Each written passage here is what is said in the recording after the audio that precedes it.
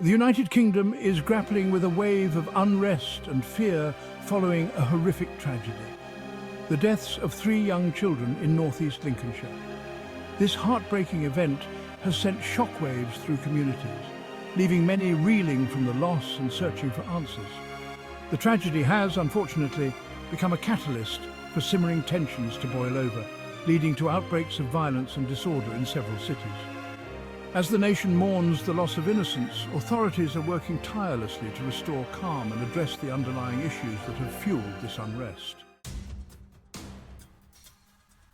In the wake of the children's deaths, far-right groups have seized upon the tragedy to spread their hateful ideology and incite violence.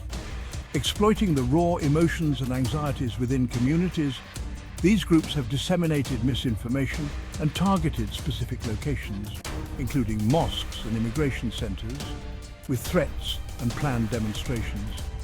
Their actions are a blatant attempt to sow division, fear and distrust among fellow citizens. This calculated exploitation of a national tragedy for their own twisted agenda has drawn widespread condemnation, highlighting the dangerous influence of extremist groups in today's society. Responding to the escalating unrest and the far-right's attempts to capitalise on the situation, the UK government has taken swift and decisive action to maintain order and protect vulnerable communities.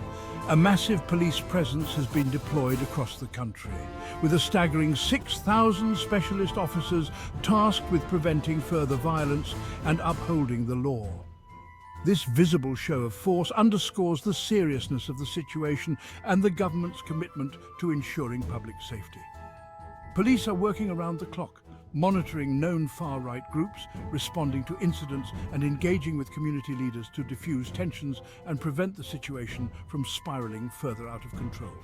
We are committed to ensuring the safety of all our citizens. These acts of violence and hate will not be tolerated, and we will take all necessary measures to restore peace and order.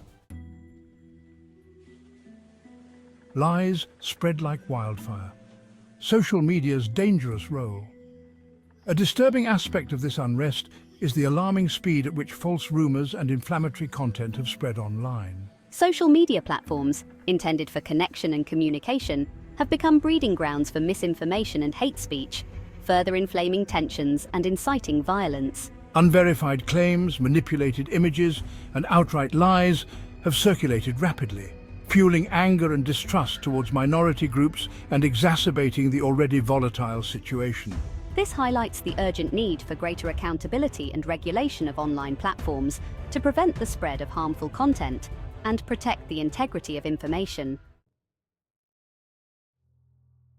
Violence erupts. Cities bear witness to anger and destruction. Despite the heightened police presence and appeals for calm, several cities across the UK have witnessed disturbing scenes of violence and destruction. Groups of rioters, fueled by anger, misinformation and in some cases alcohol, have clashed with police, leaving a trail of damage in their wake. Shops have been vandalised, cars set ablaze and public property destroyed, leaving communities shaken and fearful. The violence has resulted in numerous arrests, with individuals facing serious charges for their involvement in the unrest. The courts have handed down swift and severe sentences to those found guilty, sending a clear message that such behaviour will not be tolerated. Justice and a long road ahead, government vows action. As the immediate threat of violence subsides, the UK faces a long and difficult road to healing and reconciliation. The government has pledged to take tough action against those responsible for inciting hatred and violence, promising new legislation to combat online extremism and strengthen law enforcement's ability to tackle far-right groups. However, addressing the underlying societal issues that have created fertile ground for extremism will require a sustained and multifaceted approach. This includes tackling inequality, promoting social cohesion, and fostering a greater understanding and respect between different communities. The events of recent weeks have been a stark reminder of the fragility of peace and the constant need to challenge hatred and prejudice wherever they arise.